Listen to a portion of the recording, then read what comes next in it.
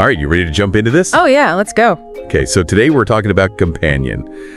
It's this sci-fi horror movie that's out and about, and everybody's kind of buzzing about it. Ooh, spooky. Yeah, it's supposed to be pretty creepy. So it's about a couple, and they go on this, romantic getaway. Uh-huh. But of course, things go very wrong. We find out that one of them is an AI. Ooh, interesting. Yeah, and it's been described as like Ex Machina meets, what was it? Black Mirror. Black Mirror, yeah, like a creepy cabin in the woods kind of setting. Okay. So you sent me this really great review of the movie that kind of digs into all of that. So I figured we could take a deep dive together. Sounds good. And yeah, just see if it's something that, we'd want to add to our watch list. Yeah, see if it's worth the hype. Right, exactly. So right off the bat, one thing that struck me from the review is that they reveal who the AI is almost immediately. Oh, really? Yeah, so you don't have that slow burn mystery of trying to figure out who it is. So it's not a whodunit. No, not really. They throw you right into the deep end. Here's the situation, here's the AI, now deal with it. I see. So you don't think that hurts the psychological suspense or anything? I feel like with those kind of movies, sometimes it's more interesting when they keep you guessing for a while.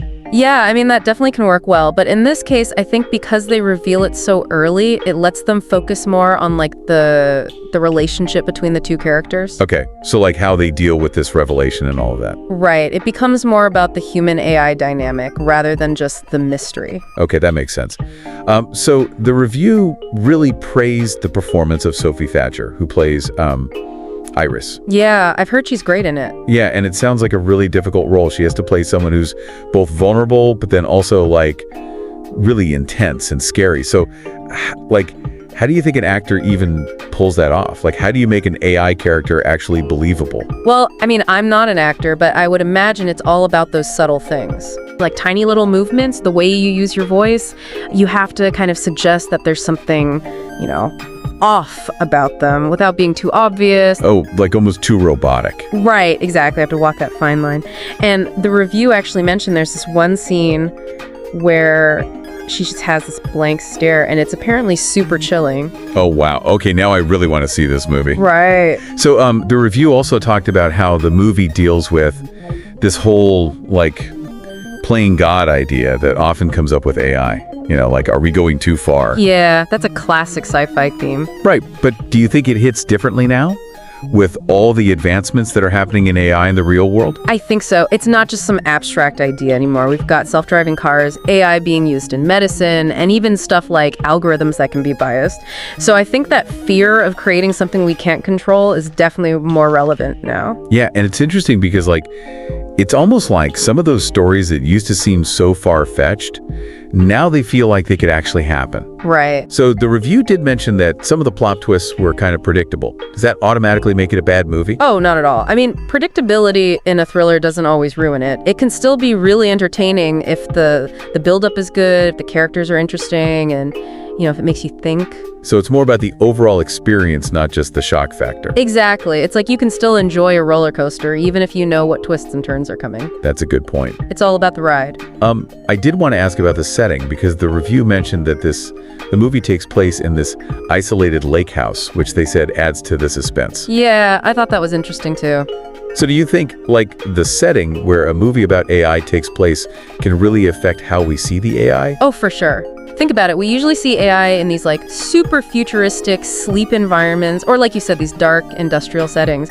But by putting it in a normal lake house, a place we associate with relaxing and being comfortable, I think it makes the AI feel even creepier. Yeah, it's invading a space that's supposed to be safe. Right, exactly. Kind of like in The Shining. Yeah. You're trapped in this isolated place, but instead of a crazy person, it's this AI that's the threat. Exactly. It adds a whole other layer of fear. Okay, so to recap a little bit, it sounds like this movie Companion offers a fresh perspective on AI horror. Yeah, definitely. Even if it doesn't completely reinvent the genre. Right. The performances sound really good, especially Sophie Thatcher's. Mm-hmm. And it sounds like they do a good job building suspense and making us think about all the ethical questions that come with AI. Yeah, I'd agree with that. But the review also said it didn't necessarily break new ground in terms of AI storytelling. Yeah, it's not doing anything radically new. And so I'm curious, what kind of AI story would you want to see? That's a good question. I'd love to see a film that explores AI consciousness in a more nuanced way, like not just this, on-off switch, but more of a spectrum. What if an AI developed this sense of self-preservation, but not because it was evil or anything, but just because it wanted to keep learning and evolving? Oh, interesting. Like, how would that affect its relationships with humans? Would we even recognize it as a form of consciousness? That kind of story would be fascinating to see explored. Yeah, that's a really cool idea. I like that a lot.